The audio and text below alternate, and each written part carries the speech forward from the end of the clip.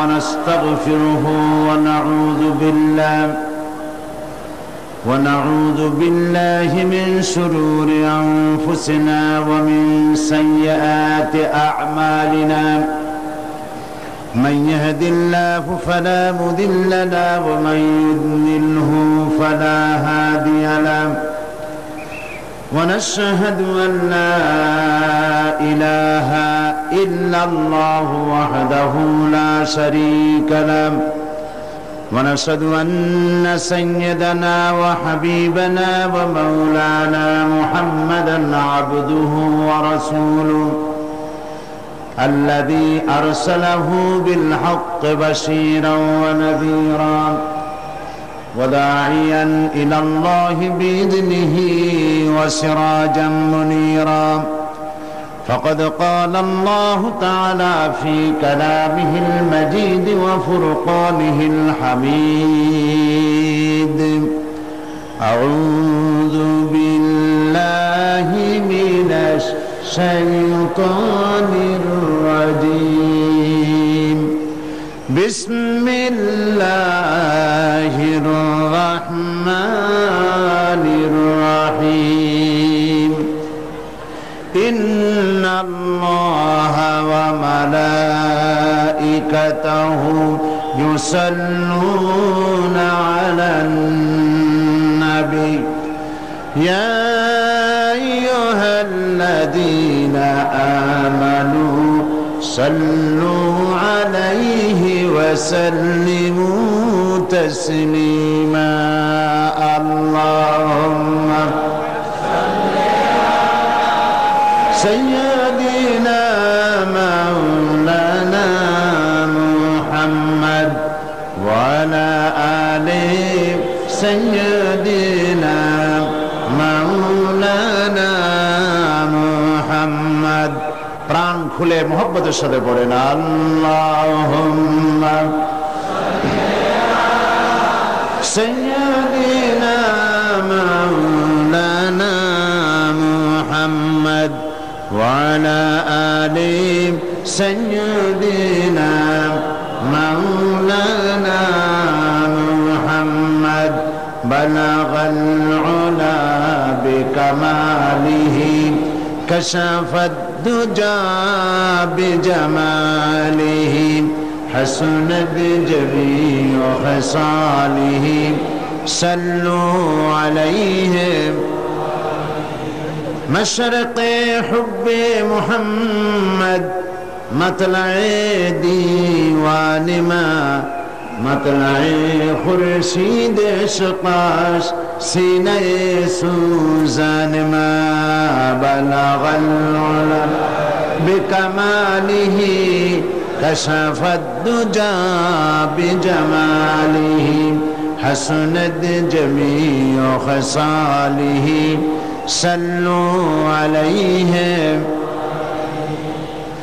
सूरत यूसुफ बिदारी हिकमत लुक़मान मा कारी कुरान बारी ऐ दिले शादमान मा बलगल उला बिकमालिही कशफत दुजा बिजमालिही हसनत जमीउ खसालिही صلوا عليه اللهم آمين ربنا ظلمنا أنفسنا وإن لم تغفر لنا وترحمنا لنكونن من الخاسرين أي الله تعالى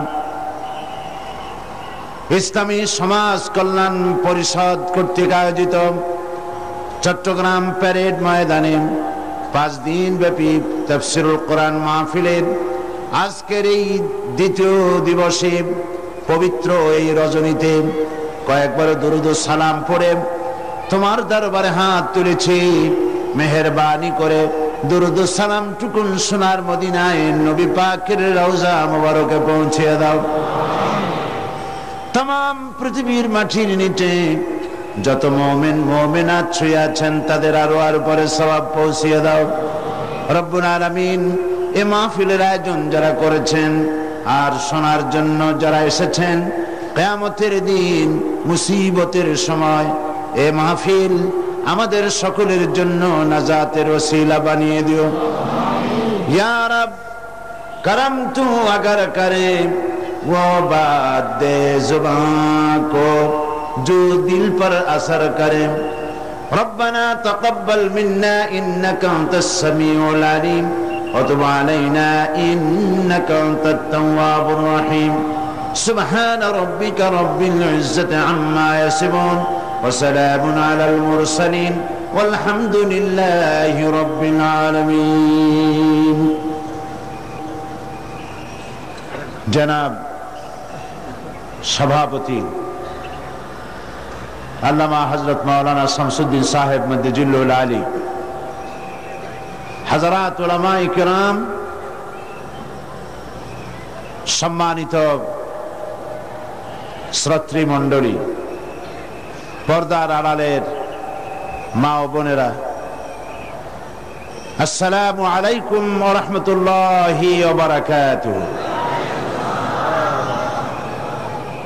আমরা মহান আল্লাহ সুবহানাহু ওয়া তাআলার দরবারে লাখো কোটি শুকর আদায় করছি যে মহান আল্লাহ তাবারক ওয়া তাআলা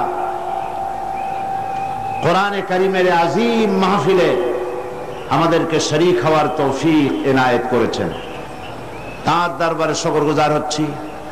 সকলে পড়ছি আলহামদুলিল্লাহ। রব্বানা লাকাল হামদ হামদান কাসীরান তাইয়িবান মুবারাকান ফীহি। আজকের এক পবিত্র রজনীতে আমরা এখানে উপস্থিত হয়েছি, যেটা হচ্ছে নিসফুম মিন শাবান, পবিত্র শাবান মাসের মধ্যরাত্রি। এ রাত্রি সম্পর্কে রাসূল করিম সাল্লাল্লাহু আলাইহি ওয়াসাল্লামের ইবাদতের কথা হাদিস শরীফে রয়েছে। হযরত আয়েশা সিদ্দিকা রাদিয়াল্লাহু তাআলা আনহা তিনি বর্ণনা করেছেন, আমি ঘুমের থেকে জেগে রাসূল করিম সাল্লাল্লাহু আলাইহি ওয়াসাল্লামকে আমার কাছে পাইনি। খুঁজে খুঁজে তাকে পেলাম, তিনি সেজদায় পড়ে কাঁদছেন। এক বর্ণনায় এসেছে তাকে পেয়েছি সেজদায় পড়ে কাঁদছিলেন, আর এক বর্ণনায় এসেছে তাকে জান্নাতুল বাকিতে পাওয়া গেল।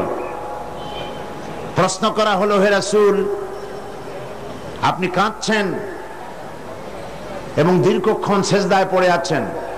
রাসূল সাল্লাল্লাহু আলাইহি ওয়াসাল্লাম বলছেন, তুমি জানো না এটা হচ্ছে নিসফুম মিন শাবান, এটা হচ্ছে শাবানের মধ্যরাত্রি।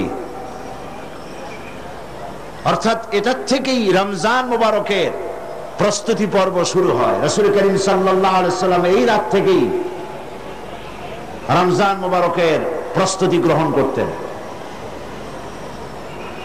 ইসলামের মধ্যে সবচেয়ে শ্রেষ্ঠ রজনী হচ্ছে লাইলাতুল কদর। শবে বরাতকে লাইলাতুল কদরের সমপর্যায়ের নেওয়া গুমরাহি। লাইলাতুল কদর হচ্ছে ইসলামের সবচেয়ে শ্রেষ্ঠ রজনী, যে রাতটা হচ্ছে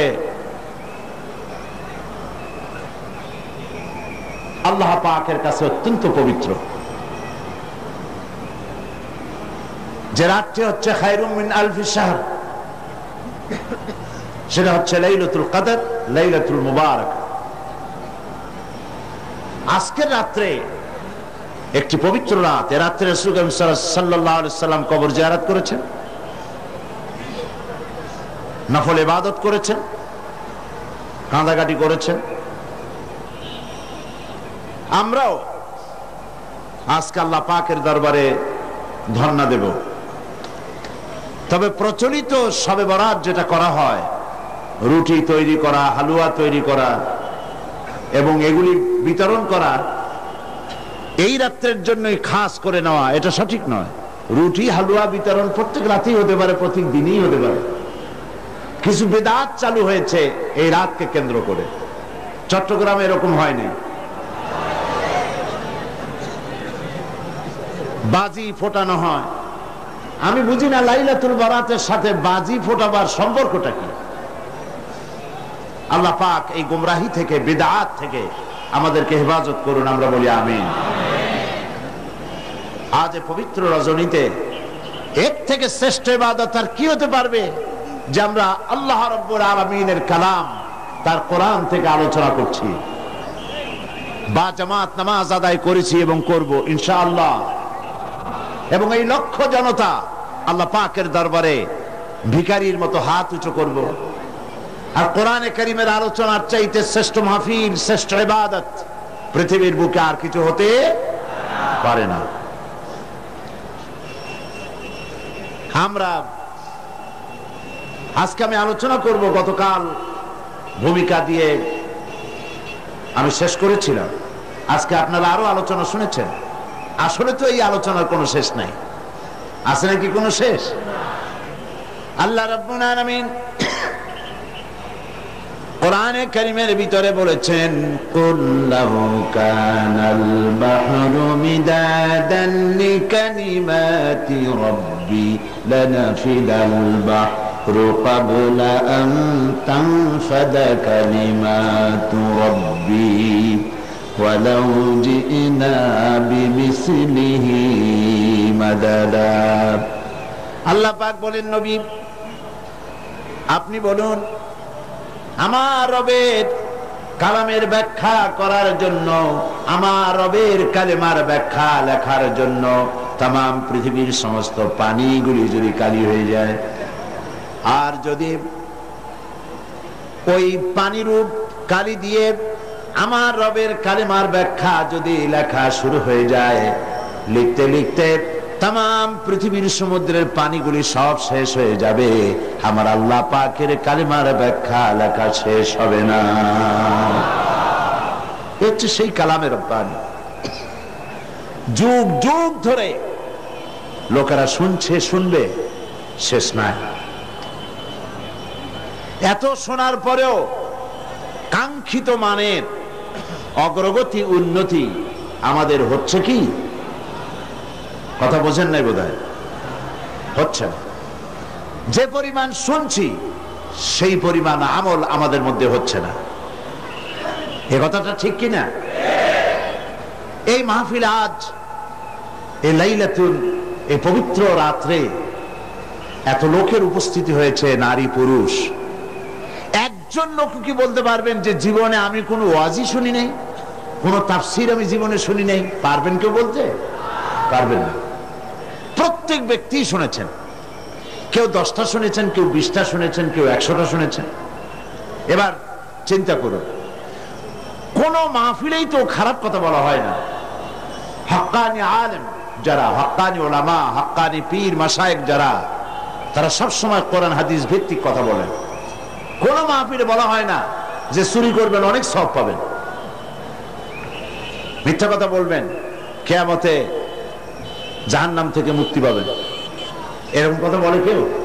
ওজনে কম দিবেন, ব্যবসায় ভালো বরকত হবে, কেউ বলে এমন কথা? পরের জমিনে ডাল ঠেলবেন, জমিনে ফসল খুব বেশি হবে, কেউ বলে এরকম? বলে না। সব জায়গায় বলা হয় মিথ্যা পরিত্যাগ করুন, গীবত করবেন না, অহংকার করবেন না, ওজনে কম দিবেন না, জিনা করবেন না, মদ পান করবেন না, সুদ ঘুষের কাছে যাবেন না, বিবিকে পর্দায় রাখবেন। এইসব কথাই তো মেইনলি বলা হয়, নাকি বলেন? আচ্ছা, জীবনে যদি কেউ 10টি মাহফিল শুনে থাকেন, আর প্রত্যেকটি মাহফিল থেকে একটি করে ভালো কথা, কোরআন হাদিসের একটি করে কথা যদি আমরা জীবনে ধারণ করতাম, তাহলে 10টি ভালো কথা জীবনে ধারণ করা হতো, ঠিক কিনা? তাহলে আমাদের জীবনটা খারাপ হইতো না, আরো সুন্দর হইতো? তাহলে কি বোঝা যাচ্ছে? আমরা যা শুনি পরিপূর্ণভাবে আমল করি না। গলতটা কোথায়? মুসলমানের সংখ্যা তো এখন কম না। এই মুসলমান এক সময় সংখ্যায় খুবই কম ছিল। সেই কম সংখ্যক মুসলমানেরা 8খানা শুকনো রুটি, একটুখানি খেজুর, 1 গ্লাস অথবা আধা গ্লাস, 1 ঢোক পানি খেয়ে রোম, শাম, পারস্যকে প্রধানত করেছিল। এটা ঠিক কিনা? অর্ধেকটা পৃথিবী মুসলমানদের পায়ের তলে আসছিল, কথা ঠিক কিনা? আর সেই মুসলমানদের সংখ্যা এখন 130 কোটি পার হয়ে গেছে। কিন্তু আজ মুসলমানের সেই মর্যাদা আছে কি? নাই, সেই মর্যাদা নাই। পৃথিবীতে মুসলমানেরা সবচাইতে নির্যাতিত, অবহেলিত, নিগৃহীত। কারণ কি? আসুন মূলে ফিরে যায়। আসল কারণটা কোথায়? কি কারণে এই দুরবস্থা হয়েছে, আর কোন শিক্ষা গ্রহণ না করার কারণে এই দুরবস্থা হয়েছে, সেগুলি আজকে আলোচনা করার জন্য প্রবৃত্ত হব ইনশাআল্লাহ। ওমা তাওফীকি ইল্লা বিল্লাহ আলাইহি তাওয়াক্কালতু ওয়া ইলাইহি উনীব। কোরআন শরীফ থেকে আলোচনা করার আগে আসুন সবাই আপনারা আমার সাথে পড়েন, আউযু বিল্লাহি মিনাশ শাইতানির রাজীম, বিসমিল্লাহির রাহমানির রাহিম। সকলকে নিয়ে পড়লাম এই কারণে, শয়তান যেন কাউকে ওয়াসওয়াসা না দিতে পারে। শয়তানের ওয়াসওয়াসা থেকে আমাদেরকে কেউ রক্ষা করতে পারবে না। পারবে? শয়তানের ওয়াসওয়াসা থেকে পানাহ দিতে পারবেন কে? আল্লাহ পাক এই দোয়াটা শিখিয়ে দিয়েছেন যে আমার কাছে পানাহ চাও। আয় আল্লাহ পাক, আপনার কাছে শয়তানের ওয়াসওয়াসা থেকে পানাহ চাই, আশ্রয় চাই। বলুন আমিন। শয়তান আজকের এই মাহফিল যদি সফল হয়, তাফসীর মাহফিল প্রতি বছর সফল হচ্ছে, আজকের এবারের তাফসীর মাহফিল যদি সফল হয়, সবচাইতে কষ্ট হবে কার বলতে পারেন? সবচাইতে কষ্ট হবে কার? রাসূল করিম সাল্লাল্লাহু আলাইহি ওয়াসাল্লাম বলেছেন, ইয়াউমে আরাফা, ইয়াউমে আরাফা হজের দিনে শয়তানকে এত বেহাল অবস্থা আমি দেখেছি। এই রকমের বদসুরতে, শয়তানের সুরত তো এমনি খারাপ, শয়তান তো শয়তানের মতোই, এই রকমের বেকায়দার সুরতে এত বেহাল অবস্থা আমি কখনো তারে দেখিনি। সে মাথার চুল টেনে টেনে ছিটতেছে, গুসায় ছটফট করতেছে। কারণ কি? কারণ হচ্ছে ওকুফে আরাফা করছে যত লোক, এই সমস্ত হাজিদেরকে আল্লাহ পাক মাফ করে দিচ্ছেন।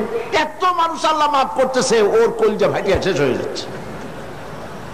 সুতরাং শয়তান যেন কাউকে ওয়াসওয়াসা দিতে না পারে, সেজন্য আমরা আল্লাহর কাছে পানাহ চেয়ে নিলাম। পরম করুণাময় আল্লাহ রাব্বুল আলামিনের নামে শুরু করছি।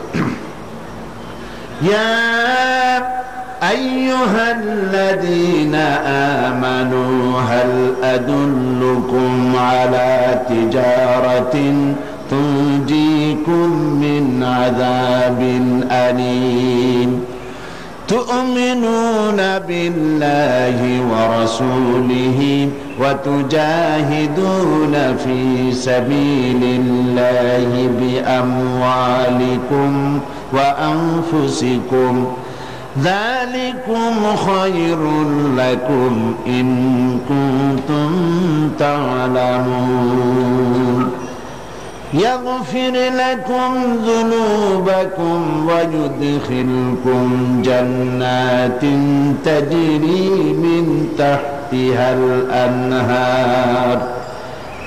تحتها الأنهار ومساكن طيبة في جنات عدن ذلك الفوز العظيم وأخرى تحبونها نصر من الله وفتح قريب وبشر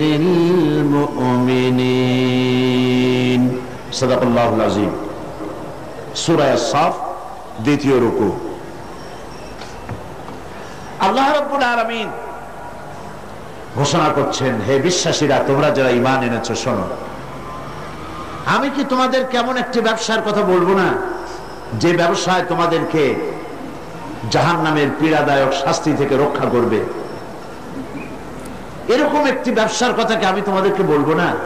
এর অর্থ হলো অবশ্যই বলবো। আমরা বলি আলহামদুলিল্লাহ।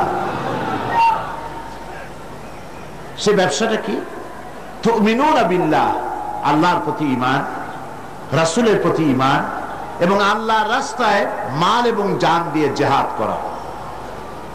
যালিকুম খায়রুল লাকুম, এরই মধ্যে তোমাদের কল্যাণ নিহিত, ইন কুনতুম তা'লামুন, যদি তোমরা বুঝে থাকো, এরই মধ্যে কল্যাণ নিহিত।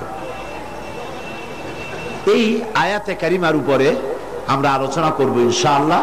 আমি আশা করি যে এই আলোচনার মাধ্যমে আমাদের ঈমানের ইজাফা হবে, আমাদের ঈমানের ত্রুটিগুলি ধরার সুযোগ হবে এবং ঈমান বর্ধিত হওয়ার সুযোগ আসবে। আল্লাহর কাছে আমরা তৌফিক কামনা করি, আল্লাহ যেন সে তৌফিক আমাদের দান করেন, বলি আমিন। আল্লাহ পাক বলছেন, হে বিশ্বাসীরা, তোমরা যারা ঈমান এনেছো শোনো, এমন একটা ব্যবসার কথা কি বলবো না যে ব্যবসা তোমাদেরকে জাহান্নামের পীড়াদায়ক শাস্তি থেকে রক্ষা করবে।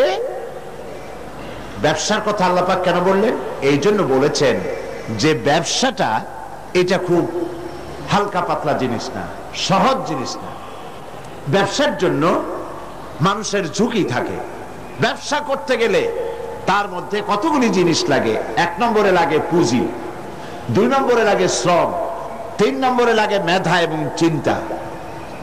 অনেক কিছু ব্যবসা করতে লাগে। শুধু পুঁজি খাটাইয়া, মানি ইনভেস্ট করে, ক্যাপিটাল ইনভেস্ট করে যদি আপনি চুপ করে বসে থাকেন, আপনার ব্যবসায় লাভ হবে কি? না, হবে না। লাভ হওয়ার জন্য ব্যবসায় পুঁজি খাটাতে হবে, আর শ্রম দিতে হবে, চিন্তা ভাবনা করতে হবে, খোঁজ খবর রাখতে হবে, তাহলে ব্যবসায় লাভ হওয়ার সম্ভাবনা আছে। এখানে ব্যবসার কথা আরো এক কারণে বলা হয়েছে, মানুষেরা ব্যবসা করতে এবং ব্যবসায় লাভবান হতে আকাঙ্ক্ষা করে, আশা করে। ব্যবসার দিকে মানুষের ঝোঁক খুব বেশি। এখন পৃথিবীতে যত ব্যবসা আছে, প্রত্যেকটি ব্যবসার মধ্যে 2টি দিক থাকে, লস এন্ড প্রফিট, লাভ এবং, বলেন, লাভ এবং নোকসান, 2টি দিক থাকে। লস এন্ড প্রফিট 2টি দিক থাকে। আপনি ব্যবসা করলেই যে লাভ হবে এর কোন নিশ্চয়তা নাই, নোকসানও হতে পারে। আল্লাহ রাব্বুল আলামিন বলছেন, আমার সঙ্গে যে ব্যবসাটা হবে এটা এমন এক ব্যবসা, তিজারাতান লান তাবুর, আমার সঙ্গে যে ব্যবসা হবে এই ব্যবসায় নোকসানের, লসের কোনো সম্ভাবনা নাই। নোকসান হওয়ার আদৌ কোনো সম্ভাবনা নাই। আল্লাহ পাকের সাথে যে ব্যবসাটা হবে সেই ব্যবসাটা হবে কি? লাভ আর লাভ। সেই ব্যবসায় কি বলে? লাভ। এই ব্যবসায় 3টা পুঁজি দরকার। কয়টা পুঁজি? 3টি পুঁজি দরকার। আমি এই 3টি পুঁজির কথা আপনাদের সামনে আলোচনা করব ইনশাআল্লাহ। 1 নম্বরের পুঁজি হচ্ছে তুমিনুনা বিল্লাহ, আল্লাহর প্রতি ঈমান। এটা হলো 1 নম্বর পুঁজি, আল্লাহর প্রতি ঈমান। সেই পুঁজি আমরা সকলে ইনভেস্ট করেছি। সে পুঁজিটা কি ছিল? সে পুঁজি হচ্ছে ঈমানের ফাউন্ডেশন, ঈমানের মূল ভিত্তি। আমরা সকলে পড়েছি লা ইলাহা ইল্লাল্লাহু মুহাম্মাদুর রাসূলুল্লাহ। জোরে সোরে বলেন, লা ইলাহা ইল্লাল্লাহ, লা ইলাহা, লা ইলাহা, লা ইলাহা ইল্লাল্লাহু মুহাম্মাদুর রাসূলুল্লাহ। এই হলো আমাদের ঈমানের ভিত্তি, কালেমা। এই কালেমা আমরাও পড়ি এবং ঈমান এনেছি। এই কালেমা যখন মুসা আলাইহিস সালাম পড়েছেন, লা ইলাহা ইল্লাল্লাহ, এই কালেমা যখন তিনি উচ্চারণ করেছেন, ফেরাউনের রাজতখ্ত আস্ত ছিল? কথা বুঝতে পারছেন? এই কালেমার ধাক্কায় ফেরাউনের রাজতখ্ত কি আস্ত ছিল? চুরমার হয়ে গেছে, দরিয়ার নীলে ডুবে মরতে হয়েছে। এই কালেমা যখন উচ্চারণ করেছেন হযরত ইব্রাহিম আলাইহিস সালাম, নমরুদের তত্ত্বটাও শেষ হয়ে গিয়েছে। এই কালেমা যখন উচ্চারণ করেছেন মুহাম্মদুর রাসূলুল্লাহ সাল্লাল্লাহু আলাইহি ওয়াসাল্লাম, তখন আবু জাহাল, আবু লাহাব, উতবা, শাইবা, মুগীরা বংশশুদ্ধ, এদের সমস্ত রাজ ব্যবস্থা, সমস্ত সবকিছু ছিন্ন ভিন্ন হয়ে গিয়েছে। এই কালেমা আমরা উচ্চারণ করি, আমরাও পড়ি, কিন্তু ওই আসর হয় না যেই আসর হতো আম্বিয়া আলাইহিমুস সালাম কালেমার দাওয়াত দিলে, সাহাবায়ে কেরাম দাওয়াত দিলে যে আসর হতো, সেই আসর আমাদের দাওয়াতে হয় না। কথা ঠিক কিনা? বিষয়টা দেখুন, ওনারা দাওয়াত দিয়েছেন মুসা আলাইহিস সালামকে ফেরাউনের মোকাবেলা করতে হয়েছে কালেমার দাওয়াত দিয়ে, ইব্রাহিম আলাইহিস সালাম কালেমার দাওয়াত দিয়ে নমরুদের মোকাবেলা করতে হয়েছে, সমস্ত নবীদেরকে মোকাবেলা করতে হয়েছে, রাসূল করিম সাল্লাল্লাহু আলাইহি ওয়াসাল্লামকে মোকাবেলা করতে হয়েছে। আর এই কালেমার দাওয়াত বর্তমান বিশ্বে দেওয়া হচ্ছে, সেই দাওয়াতে লোকেরা ফুল পাচ্ছে, মালা পাচ্ছে। ওনারা দাওয়াত দিতে গিয়ে জেল হয়েছে, জরিমানা হয়েছে, অত্যাচারিত হয়েছে, হিজরত করতে হয়েছে। আর বর্তমান যুগের দাওয়াত দিতে গেলে সেই অবস্থা হচ্ছে না, বরং অন্যরকম হচ্ছে। সুতরাং বোঝা যাচ্ছে যে দাওয়াতটি আল্লাহর পয়গম্বরেরা যেভাবে পেশ করেছেন ওইভাবে পেশ করা হচ্ছে না। ঈমানকেও আমরা সঠিকভাবে অনুধাবন করতে পারি না। এই ঈমান কি শিক্ষা দেয়? আল্লাহর উপরে ঈমান আনলে সেই ঈমানদারকে কি শিক্ষা দেয় ঈমান, এই কথাটা আমি আপনাদের সাথে বলতে চাই। ঈমান বিল্লাহ, আল্লাহর প্রতি মানুষ যখন ঈমান আনে, তার প্রথম শিক্ষাটাই হচ্ছে ঈমানদারকে, ঈমান বিল্লাহ তাকে আত্মমর্যাদায় সমুন্নত করে, তাকে আত্মমর্যাদা শিক্ষা দেয়। সেটা কি? সেটা হচ্ছে ঈমান আনার আগে সে পাথর দিয়ে মূর্তি তৈরি করে তার সামনে মাথা নত করত, গাছের সামনে মাথা নত করত, সাপের সামনে মাথা নত করত, শক্তির সামনে মাথা নত করত, হাত দিয়া মূর্তি বানাইয়া তার সামনে নিজের ভালো মন্দ কামনা করত, এটা সে করত। কিন্তু যখন ঈমান আনলো, তখন কোরআন তাকে বলছে, ঈমানদার ব্যক্তিকে কোরআন শিখালো, ইন্নাল্লাযীনা তাদউনা মিন দুনিল্লাহি ইবাদুন আমসালুকুম। কোরআন মুমিন বান্দাকে শিখালো, আল্লাহ রাব্বুল আলামিনকে বাদ দিয়ে তোমরা যাদের আশ্রয় গ্রহণ করো, যাদেরকে ডাকো, যাদের সাহায্য চাও, ওরা তোমার মতো আমার বান্দা, আমার গোলাম। সুতরাং তোমার মধ্যে মর্যাদার, আত্মমর্যাদা বোধ, পার্সোনালিটি, শাখসিয়ত সৃষ্টি করে ঈমান। কে সৃষ্টি করে? ঈমান। এই পাথরের মূর্তি তোমাকে কিছু দিতে পারবে না, এই মাটির মূর্তি তোমাকে কিছু দিতে পারবে না, এই বিরাট বিরাট গাছগুলি, সাপগুলি কিচ্ছু দিতে পারবে না। যাদের কাছে তোমরা সাহায্য চাও, কোরআনে কারীম বলছে, লা ইস্তাতিউনা লাহুম নাসরান ওয়ালা আনফুসাহুম ইয়ানসুরুন। যাদের কাছে তোমরা সাহায্য প্রার্থনা করো, ওরা তোমাদেরকে সাহায্য করা তো দূরের কথা, ওরা নিজের সাহায্য নিজেরা করতে পারে না, নিজের কেউ রক্ষা করতে পারে না। হাত দিয়ে যে মূর্তি তৈরি করা হয়, পাথর দিয়ে যে মূর্তি তৈরি করা হয়, মাটি দিয়ে মূর্তি তৈরি করা হয়, তাদের সামনে কত খাবার রাখা হয়, ওরা কি পারে? ওই খাবারগুলি যদি কুকুরে খাইয়ে যায়, এতগুলো হাত, একটা হাত দিয়েও কি একটা কুত্তারে খেদাই দিতে পারে? এমনকি ওর নাকের ডগায় মাছি বসে যদি মুখের মধ্যে কিছু ত্যাগ করে, এতগুলো হাত আছে, আঙ্গুল আছে, একটা আঙ্গুল দিয়ে মাছিটারে উড়াইতে পারে? এগুলো তো পারি না, নিজের সাহায্য করতে পারে না। মানুষের সাহায্য করা তো দূরের কথা, ওরা কি মানুষ বানানো তো দূরের কথা। আল্লাহ পাক বলেছেন, ওরা কি একটা মাছি বানাইতে পারে? আল্লাহ পাক বলেছেন কোরআন শরীফে, একটা মাছিও কি বানাতে পারে? সুতরাং এগুলির সামনে মাথা নত করতো মানুষ।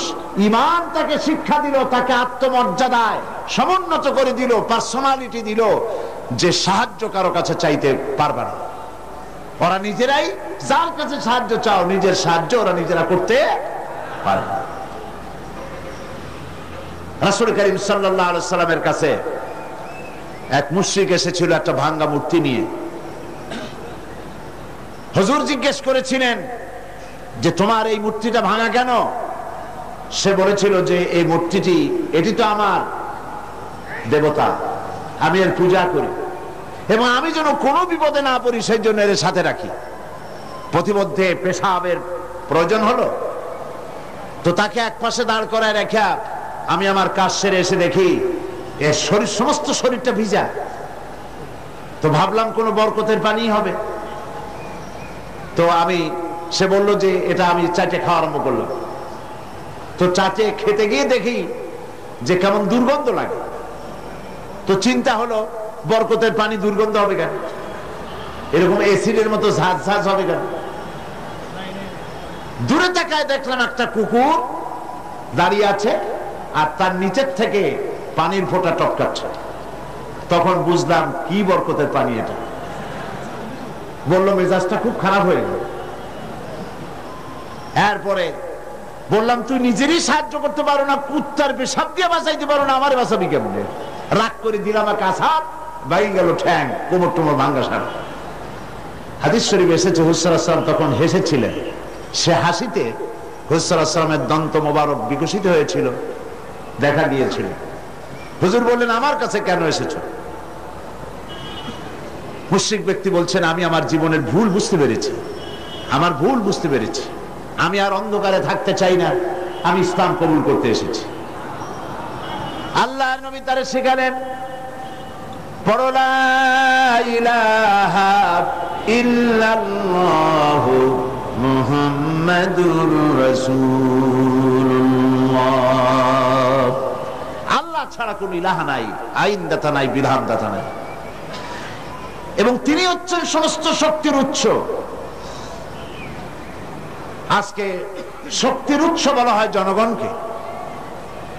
নেতা নেত্রীরা পার্লামেন্টেও বলেন, পার্লামেন্টের বাইরেও বলেন, জনসভায় বলেন, তারা বলেন শক্তির উৎস জনগণ, দেশের মালিক জনগণ।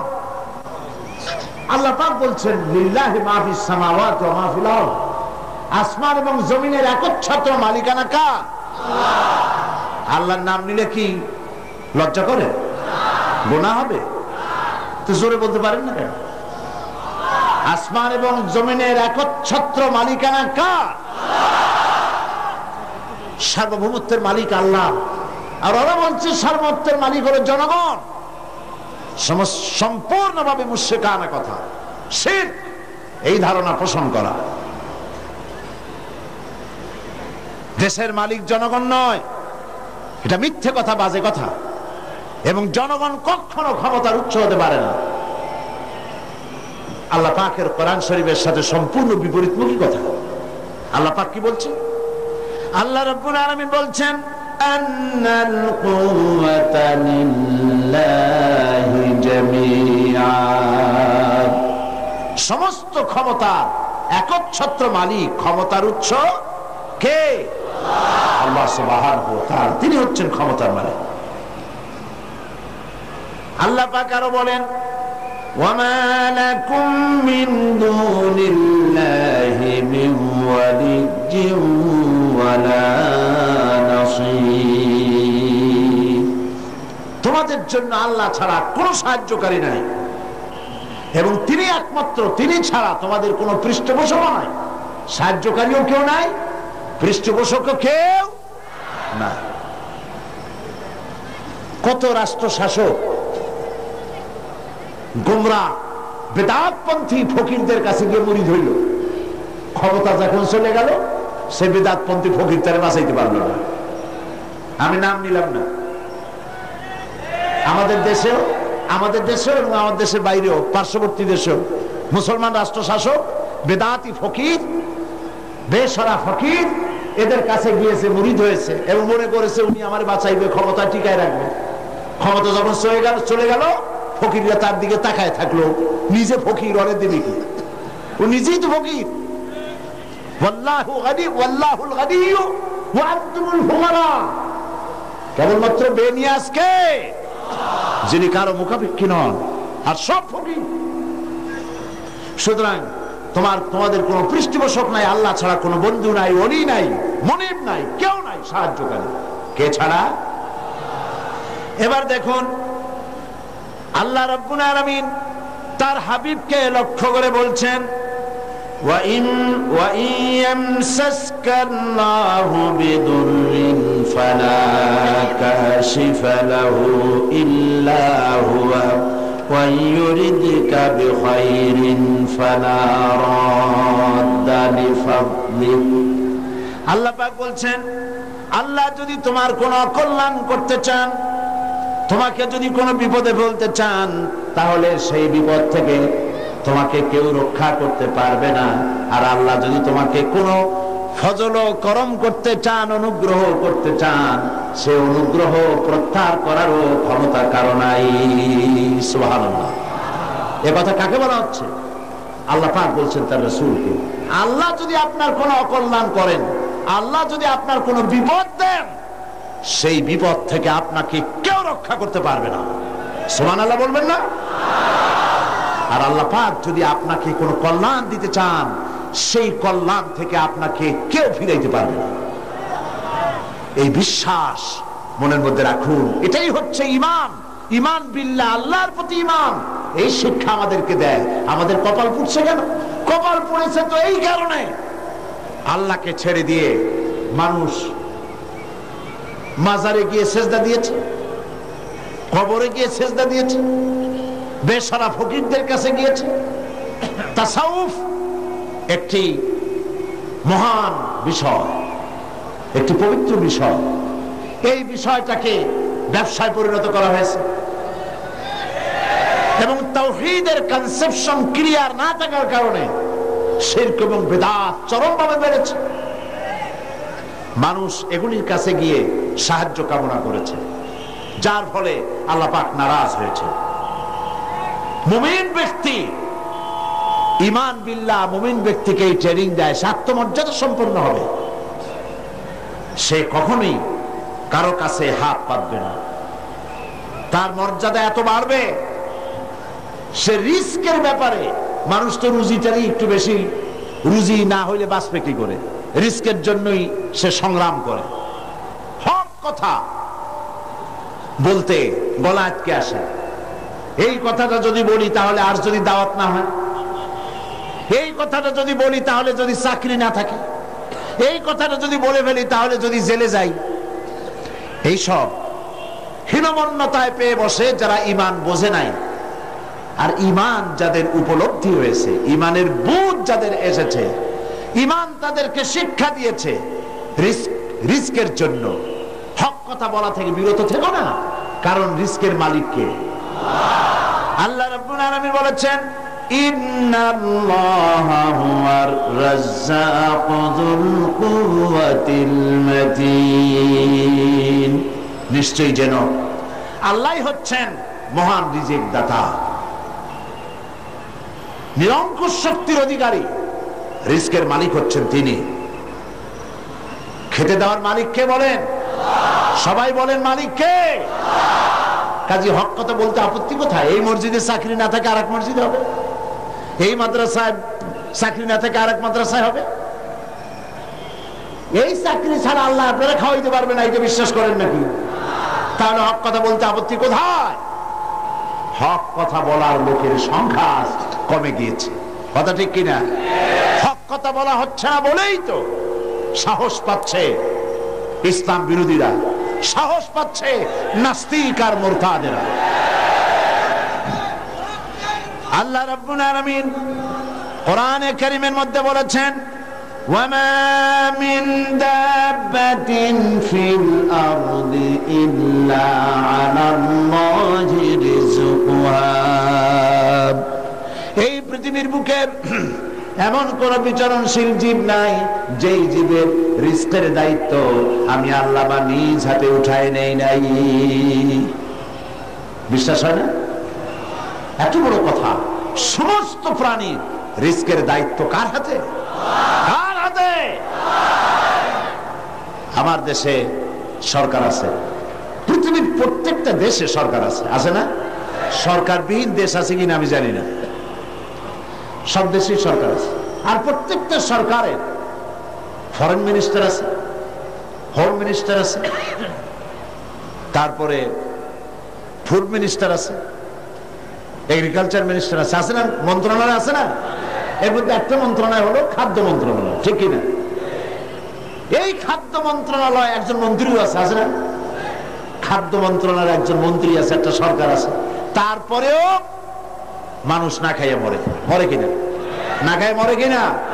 গতকাল আলোচনায় বলেছি, এই পৃথিবীর অন্তত অর্ধেক মানুষ অনাহারে, অর্ধাহারে কাটায়। তাহলে গভর্নমেন্ট আছে, খাদ্যমন্ত্রীও আছে, কিন্তু মানুষ না খেয়ে মরছে। অবশ্য খাদ্যমন্ত্রীরা কোনোদিন না খেয়ে মরছে এগুলি শোনা যায় না। তাহলে দেখুন, এরকম একটি গভর্নমেন্ট আল্লাহরও আছে। আল্লাহর একটা গভর্নমেন্ট আছে না?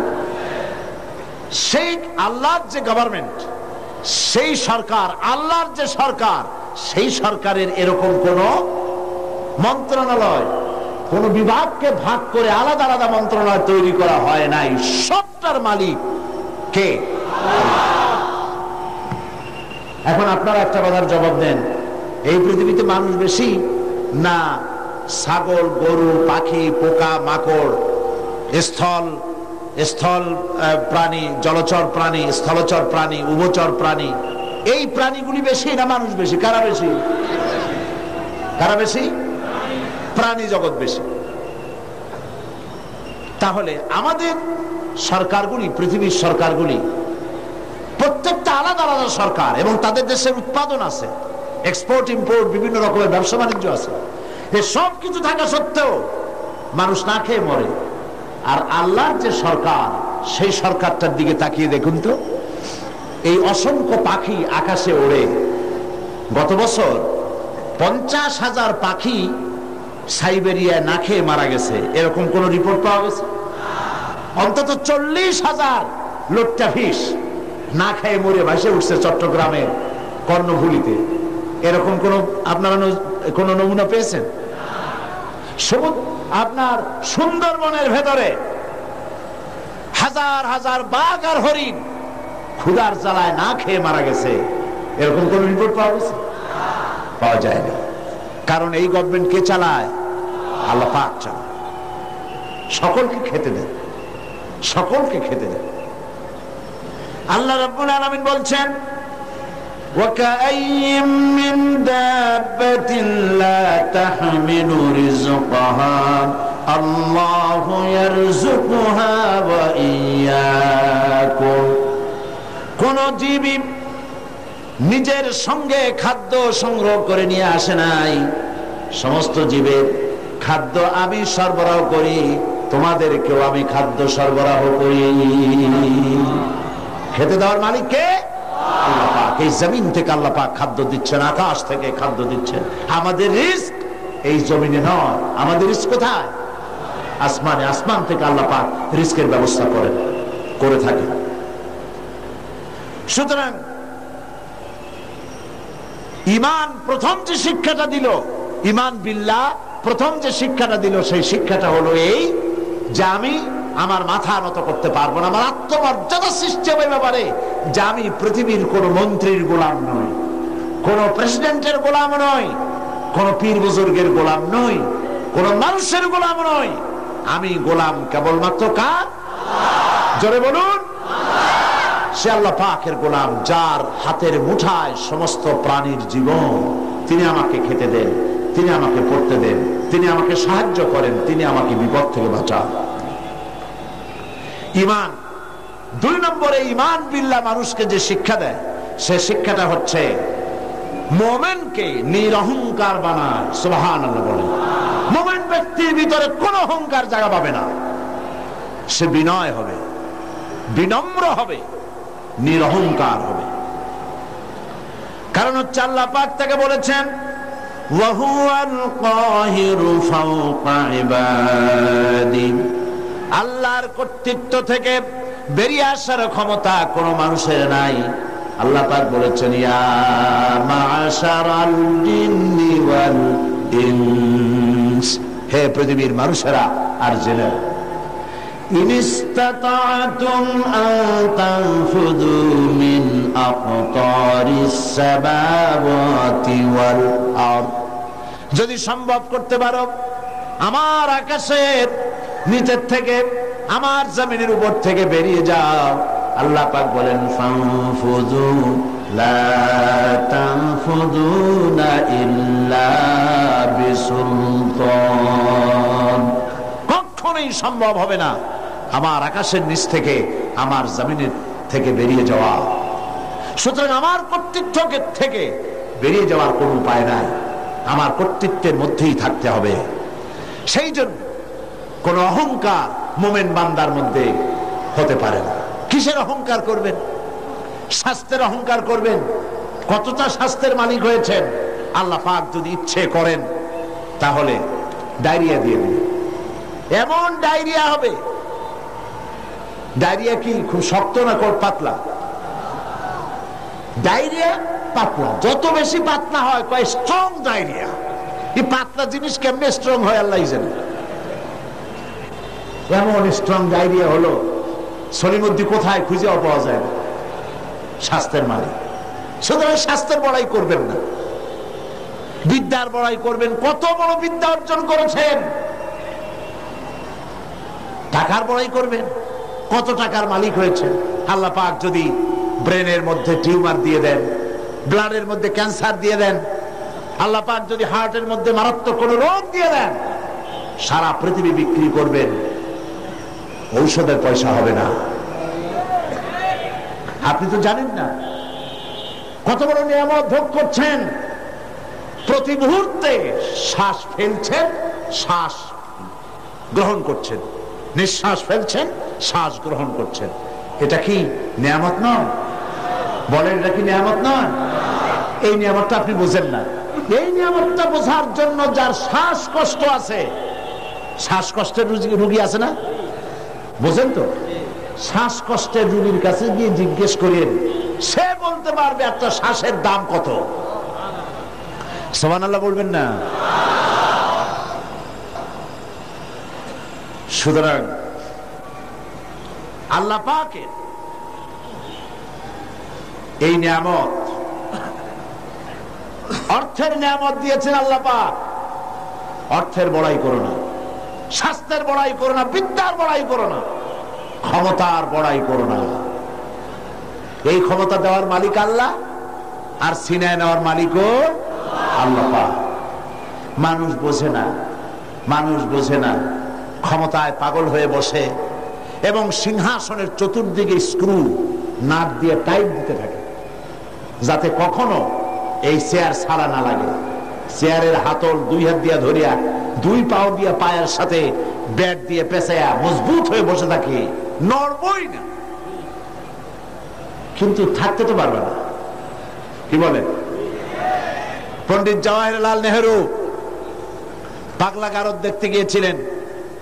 পাগলেরা দেখিয়া জামা কাপড় কেতাদুরস্ত সুপুরুষ, তাকে দেখে জিজ্ঞেস করছেন, তুমি কে?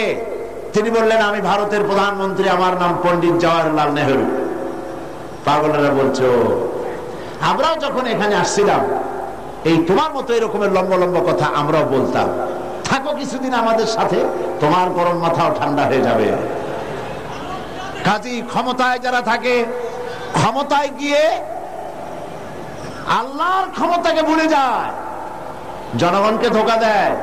কিন্তু সময় যখন হয়, আল্লাহ যখন ছিনায় নেন ক্ষমতা, তখন রক্ষা করতে কেউ। এই জন্য মুমিন ব্যক্তির দ্বিতীয় নম্বরের শিক্ষা হচ্ছে মুমিনকে ঈমান বিল্লাহ, তাকে বিনয় এবং বিনম্র হওয়ার শিক্ষা প্রদান করে। ঈমান তাকে শিখায়, ওয়ামা বিকুম বিনিমাতিন ফামিনাল্লাহ। আল্লাহ পাক বলেন, যে নিয়ামতই তোমরা লাভ করেছো আল্লাহ পাকের পক্ষ থেকে, আল্লাহর নিকট থেকেই তা এসেছে। সুতরাং অহংকার করো না, আল্লাহ পাক নিষেধ করেছেন। কোরআনে কারীম বলছে ওয়ালা তামশি ফিল আরদি মারহান ইন্নাকা লান তাখরিকাল আরদা ওয়ালান তাবলুগাল জিবালা তুলা। আল্লাহ পাক বলেন অহংকার করে আমার জমিনের উপরে হেঁটো না, অহংকার করে পদাঘাত করে আমার জমিনটাকে বিদীর্ণ করে দিতে পারবে না, আর অহংকার করে লাভ দিয়া আমার পাহাড়ের উচ্চতাও ছাড়াই যেতে পারবে না। পারবে? অহংকারের ঠেলায় সালামও দিতে চায় না। আছে কিনা এরকম মানুষ? সালামও দিতে চায় না। তুমি যে অহংকার করো, তুমি কি পারবে তোমার পাও দিয়া লাথি মেরে জমিনটারে ভাড়ায় দিতে? তুমি কি পারবা লাভ দিয়ে পাহাড়ের উচ্চতা ছাড়াই যেতে? তাহলে কেন অহংকার করো? বরং মুমিন বান্দার খাসলত হচ্ছে এই, কোরআন বলছে ওয়াইবাদুর রাহমানিল্লাযীনা ইয়ামশুনা আলাল আরদি হাওনা। দয়াময় আল্লাহর বিশিষ্ট বান্দা যারা, তারা দুনিয়ার বুকে বিনয়ের সাথে তারা চলাফেরা করে, অহংকারের সাথে তারা চলাফেরা করে না।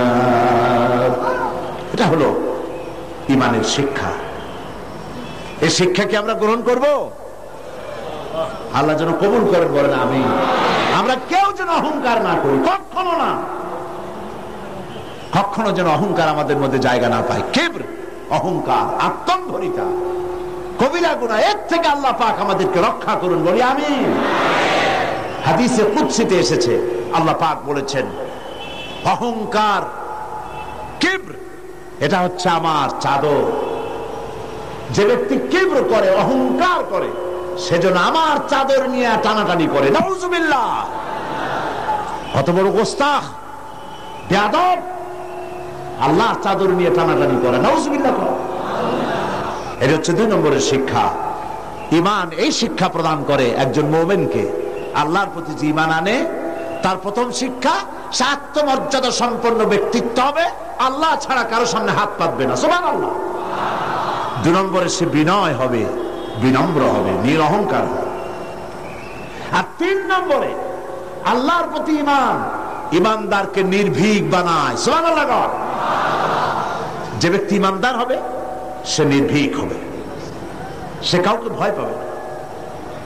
মানুষ তো মৃত্যুকেই সবচাইতে ভয় পায়। কোনটাকে ভয় পায় বেশি? কিন্তু মৃত্যুকে যতই ভয় পাই, আমরা কি এই মৃত্যুর হাত থেকে বাঁচতে পারবো? আল্লাহ রাব্বুল আলামিন বলেন কুল ইন্নাল মাউতাল্লাযী তাফিরুনা মিনহু ফাইন্নাহু মুলাকীকুম। মরণ থেকে পালাও তুমি, মরণ তোমায় লইবে ঘিরি, যদিও সুদূর আকাশ পানে, লুকাও সেথায় লাগিয়েছে। হে মহারোগের ঔষধ নাই, হে মহারোগের চিকিৎসক নাই, নাই সে ঔষধ জগতে, খুঁজিয়া কাতর হইলে কি হবে, পারিবে না তারে ফিরাতে। আকাশে গিয়ে যদি সিঁড়ি লাগায়, আকাশে গিয়েও যদি কেউ লুকায়, মৃত্যুর থেকে বাঁচার কোনো পথ নাই। মৃত্যু এক অবধারিত মহাসত্য, এ মৃত্যু হবেই।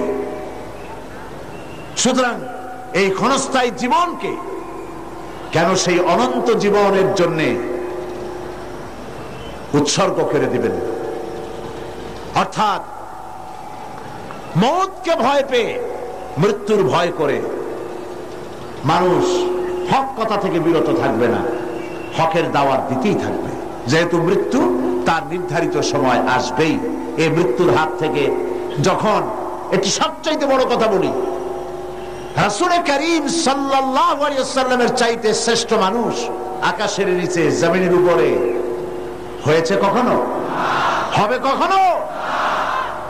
তার চাইতে শ্রেষ্ঠ আল্লাহর মাহবুব আর কি কেউ আছে? তারই যখন মৃত্যু হয়েছে, তিনি যখন ইন্তেকাল করেছেন, তাহলে কেউ কি বাঁচতে পারবে? এই মৃত্যুর হাত থেকে বাঁচার কোনো পথ নেই। সেই জন্য মুমিন বান্দাকে তার জীবন তৈরি করতে হবে ঈমানের উপরে। আল্লাহ রাব্বুল আলামিন বলেছেন, ইন্নাল্লাহা আশতারা মিনাল মুমিনিনা আনফুসাহুম ওয়া আমওয়ালাহুম বিআন্না লাহুমুল জান্নাহ। আল্লাহ পাক বলেন, আমি আমার মুমিনের জান এবং মালকে খরিদ করে নিয়েছি, বিনিময়ে আমার মুমিন বান্দাকে আমার জান্নাত দিয়ে দিয়েছি, বেহেশতটা দিয়ে দিয়েছি আমার মুমিন বান্দাকে, তার জান আর মাল আমি কিনে নিয়েছি। এই জন্য মুমিন বান্দার এই চিন্তা থাকা দরকার যে আমার ভালো মন্দ সবকে করবে, বলেন তো সবাই, খাইরিহি ওয়া শাররিহি মিনাল্লাহি তাআলা। ভালো আর মন্দ কে কার তরফ থেকে আসে? আল্লাহর পক্ষ থেকে আসে। আপনারা বিশ্বাস করুন, কোন ব্যক্তি ফু দিয়ে আপনার জীবনকে আপনাকে সৌভাগ্যবান বানায় দেবে, অথবা কেউ ফু দিয়ে আপনার জীবনকে হতভাগ্য বানায় দেবে, এই বিশ্বাস কখনো করবেন না। আপনার ভালো আমার ভালো, আমার মন্দ আপনার মন্দ, আমাদের সকলের ভালো মন্দের একমাত্র মালিক ইমানের কথা। ইমান বিল্লাহ মানুষকে এই শিক্ষা দেয়, ওয়ামা হুম বিদাররিনা বিহি মিন আহাদিন ইল্লা বিইজনিল্লাহ। একথা সুস্পষ্ট যে আল্লাহ রাব্বুল আলামিনের অনুমতি ব্যতি রেখে আপনার ক্ষতি সাধন করার ক্ষমতা পৃথিবীর কারণে, যেটা হবার সেটা হবেই। আল্লাহ আপনার জন্য যেটা নির্ধারণ করে রেখেছেন এটা হবেই। আল্লাহ নির্ধারিত কোন জিনিস থেকে বাঁচবার কোন উপায় মানুষের নাই। আর যখন মউত আসবে, وما كان لنفس أن تموت إلا بإذن الله كتابا مؤجلا।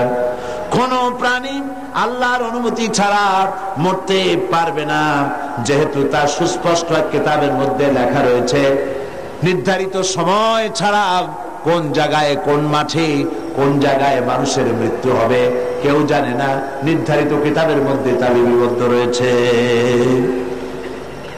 সুতরাং ঈমান মানুষকে এই শিক্ষা প্রদান করে, আল্লাহর প্রতি ঈমান, যে মৃত্যুর ভয় করে হক থেকে ফিরে থাকতে পারবেন না।